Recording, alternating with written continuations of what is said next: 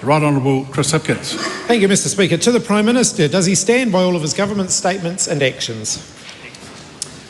Thank you. The Honourable Prime Minister. Thank you, Mr Speaker. Yes, and especially our action to promote tourism. Tourism is an absolutely critical industry for this great country of ours. Drives almost $38 billion, employs almost 200,000 people up and down the country. And on this side of the House, we know that actually growing tourism is a good thing for economic growth, and good thing for economic growth is more money in the back pockets of Kiwis. And so we're going all out on tourism. Digital nomad visas, which the member supported, then didn't support. We're going all out on a stronger presence in key markets like Australia, and a $30 million investment in conservation tourism. So we're not stopping there. There'll be more to say on tourism in the coming weeks, and I'm sure the member will look forward to supporting us in the work that we're doing to drive the tourism sector, and we don't want him saying no to tourism.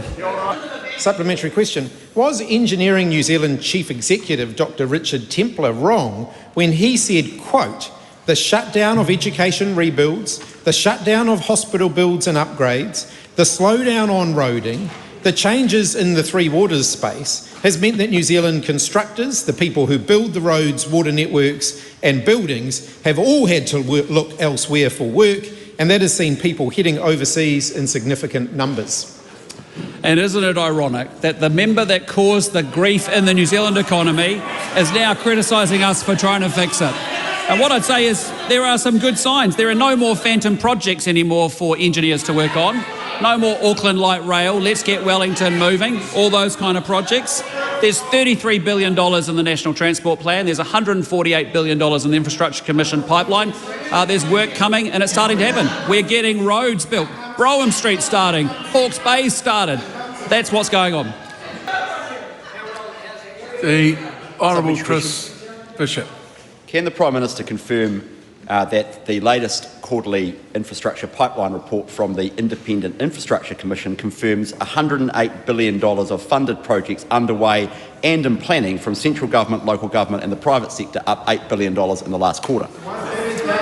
Yes, I can. And what I can confirm is there's $33 billion in the National Transport Plan as well. There is activity and things happening in this country. We're not going to do phantom projects and post-it notes and talk about mythical things. Question, Mr Speaker.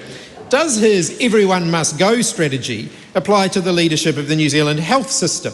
And how does an exodus of that valuable expertise improve the health outcomes for Kiwis? Well, I can tell you what this government is doing is we're embracing everything must go, like high inflation, like high interest rates, like wasteful spending, like cycle bridges, like let's get Wellington moving.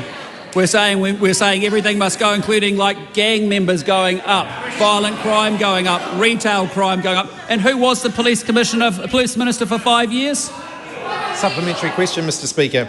Does his everyone must go strategy extend to those in emergency housing? And why can't anyone in his government explain where they've gone, given increasing reports of homelessness, with the Downtown Community Ministry reporting a 40% increase in homelessness under his watch? Well, that is rich coming from that member, because that government presided over an absolute shameful record on emergency housing.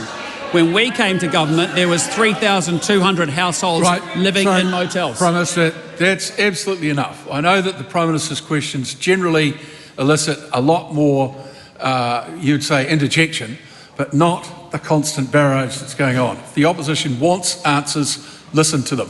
Prime Minister. I'm getting. Do you have another sub? Why does his everyone must go mantra seem to apply to everyone except for David Seymour, who referred a victim of sexual abuse by the ACT Party president to a lawyer rather than the police, intervened in a police murder investigation and drove a Land Rover up the front steps of Parliament, and yet is being rewarded with a promotion to Deputy Prime Minister? Well, I'd just say we took the public approach to the Labour Party at the last election where they said everyone must go. And actually, the member is the only member who hasn't got anywhere else to go.